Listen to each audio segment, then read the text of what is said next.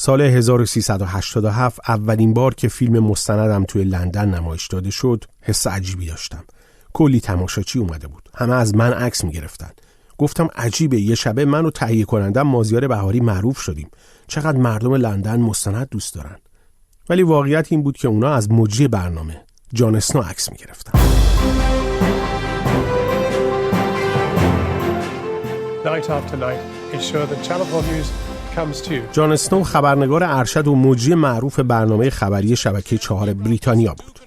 از جاهای مختلف دنیا خبر تهیه کرده و اون از اولین خبرنگارایی که در آبان 1359 با ارتش عراق وارد خرمشهر شد.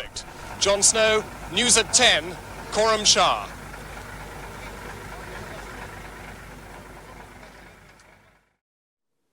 جان اسنو توی کتابش که شاید ترجمهش بشه تاریخچه خبرنگاری جنگ، یک تجربه شخصی درباره گزارش خبریش از جنگ‌های مختلف نوشته. ولی فقط 2-3 صفحه از جنگ ایران و عراق توی این کتاب هست. شاید به همین دلیلی که غربی‌ها به این جنگ میگن جنگ فراموش شده. ایرانی‌ها هم بیشتر از 3 خرداد 1361 روزی که خرمشهر آزاد شد میگن. ولی روزهای آبان 59 تاریخ فراموش شده یک مقاومته. روزهایی که جان اسنو از سمت عراق این جنگ رو گزارش کرده. لندن رفتم تا به تهمونده خاطراتش نقبی بزنیم و هرچی که بعد از سالها به یاد میاره رو بشنویم. خودش از دیدن این صحنه‌ها حیرت زده شده بود. Though the dockyard itself remained securely in Iraqi hands, the sound of artillery moving overhead from either side of the Shatt al-Arab continued as both sides battled for the rest of the city.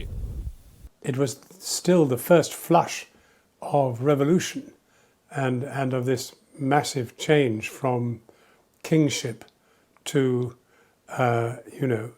a very fervent religiously driven society. And you can see it in the way the war was fought. So both sides had soldiers who were very committed to winning, even though they didn't like their leadership, which is a very confusing situation. It's the second group of prisoners the Iraqis have proudly displayed, this time some 17 of them, some of whom had been captured in the port of Khorramshahr. All apparently regular Iranian army. They told us their orders still came from officers, but that mullahs were supervising the war effort in Iran. One of them told us he liked Khomeini before the war, but that if he was now responsible for 2 Muslim states being at war, then he wouldn't last after it. That there appear to be so few prisoners, we have seen fewer than 150 so far, would seem to confirm that little close face-to-face fighting is going on in this war. The apparently low casualties seem to support this too. شاید هیچ کدوم از این سربازای اسیر باورشون نمیشد تا 8 سال دیگه ایرانو نبینند. همونطوری که کمتر کسی در ایران فکر میکرد جنگ اینقدر طولانی بشه. It was hard to believe, and yet I knew because I had been there at the beginning. I had gone back occasionally, and this was one of the moments when I went back. And, it was a way of understanding what a long and bloody conflict it was. And both sides believed they were winning. Yesterday it became clear that innocent merchant seamen had become the latest victims in the fighting.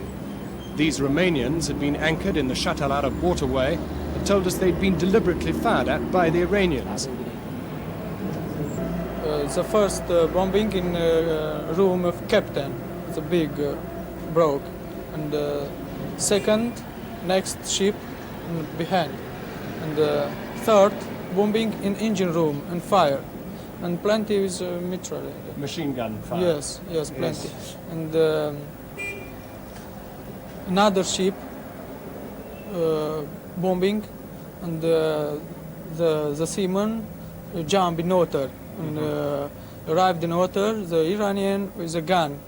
Shoot them. Yes. And when I see what happened, can I make for the ship? Nothing. Go in the water.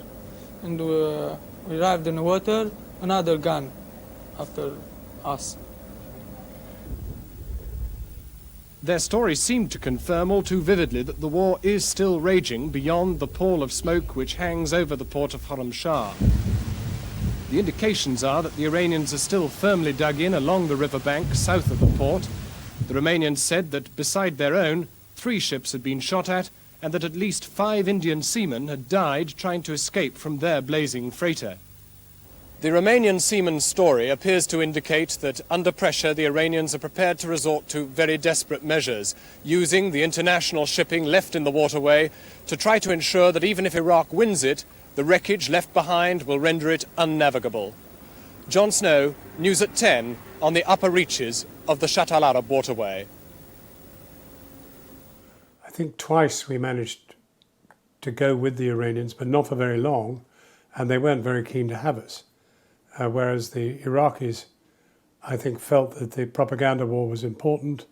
The West was worried about an Islamic enemy in Iran, and so they were, a bit more interested in having the media present.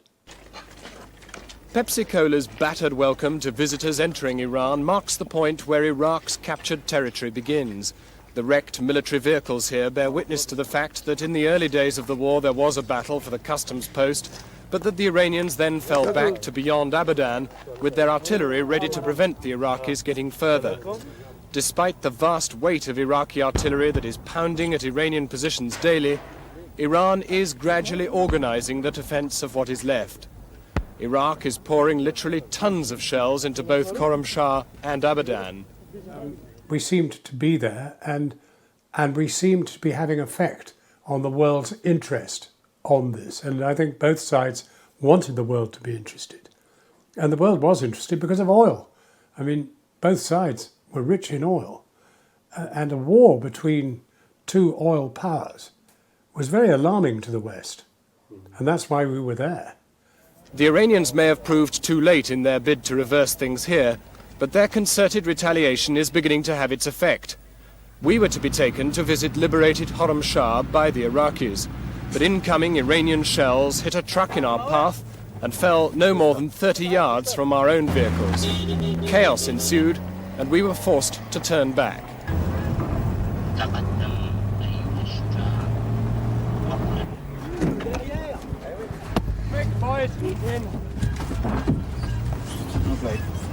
Leave the doors open, leave the doors open. Open.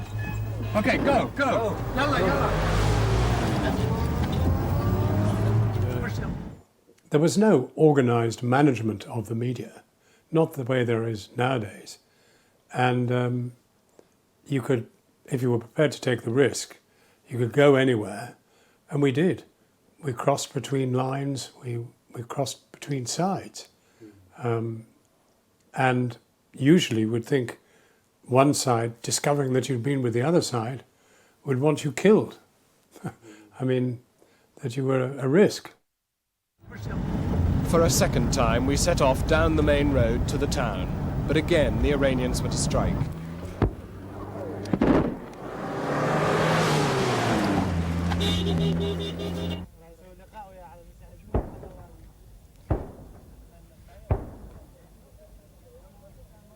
That is the second time in 2 days that we've been pinned down by incoming Iranian fire. All the evidence then that the Iranians are still holding out very strongly on the ground and using their own artillery to get back at that original Iraqi push. The spirit of Iranian defense in the face of the Iraqi tank power has surprised everyone, not least the Iraqis. And viewed from here, it looks unlikely the Iraqis will get much further.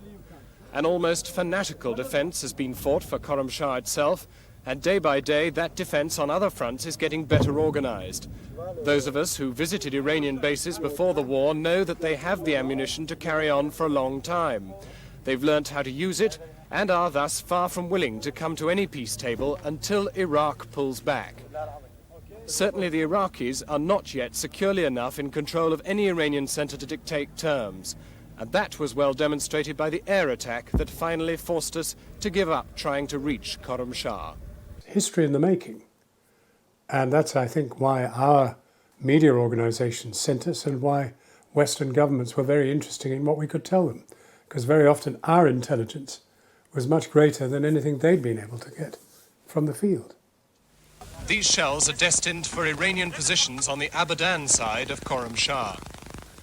بالاخره جان اسنو وارد خرمشهر خسته و زخم خورده میشه، جایی که ایرانی‌ها حاضر نبودن به این راحتی از دستش بدن. Today's shelling seems to have cleared enough of a path into the city to enable the Iraqis to move into this side of it. For a moment, their troops are jubilant in the streets. Vehicles move up with more infantry to press further. Scouts on motorcycles have crossed the bridge on the outskirts to determine where the Iranians are. For certain, they are still in parts of the city. The Iraqi paratroop colonel leading the assault admits as much, but says his men have now secured the port. Occupy the port completely. Is it now Iraqi? And what about the town? The town, there is another troops there, our troops. Are there any Iranians? They are from the tanks and the other troops. Are there any Iranians still in Khorramshahr? Some of them. You know, it's a very big town and too much houses and some of them, they still there. Suddenly, the Iranians on the other side of the city start pounding our position. Other Iranian shells are falling between the town and the Iraqi artillery we had just come from. That's as far into Khorramshahr as we can get for the moment. It's pretty clear that the Iraqis do control the port and a good part of the town, but the whole area is still very much in contention and only represents one stepping stone in what looks like still a drawn-out conflict. Jon Snow, News at 10, Khorramshahr. That actually Iraq was very well armed and very well trained.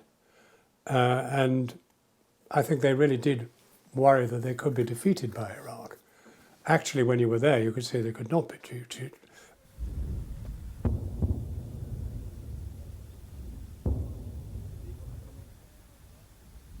Beyond the great pall of smoke at the southern end of the port and inland from there, the Iranians still appear to be managing some kind of resistance.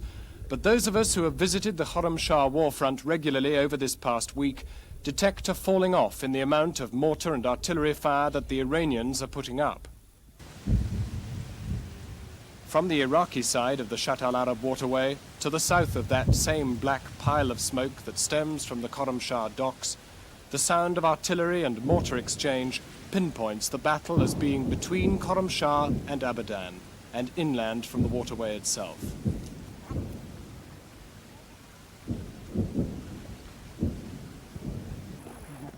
At Abadan's stricken oil refinery, there is silence. No indication of any Iranian defense here. All the signs are that the Iranian stand is being made inland and that if the Iraqis win the current battle, Iran stands to lose a considerable area of territory. Only the occasional Iranian sniper forces the small Iraqi garrison on this side of the river to crawl about with caution. The still burning oil tanks and the bones of wrecked ships bear witness to the unpredictable course of the war so far. Even now, no one can be certain that the Iranians do not have ideas for some unexpected counter-offensive. Only when the Iraqis have fully secured Abadan can there be any prospect of their being able to run the whole of the Shatt al-Arab, and it's only then that observers believe there will be any real prospect of the Iraqis being prepared to stop this war. Jon Snow, News at 10, outside Abadan. آبادان هیچ وقت شکست نخورد. جان اسنو جبهه سمت ایران رو ندید. شاید باورش نمیشد که بخشی از نیروهای مقاومت این نیروهای ساده مردمی بودند.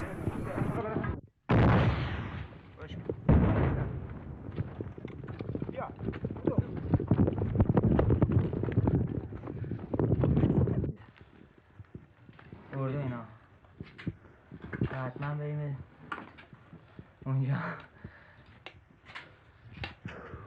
همینجا پیروز باشیم، همونجا با میره ورزشگاه ما هستیم. اگه ما جایزی بشیم ما هستیم. بچه ها بودن زیاد بودن تو خرمشهر زیاد بودن. بعد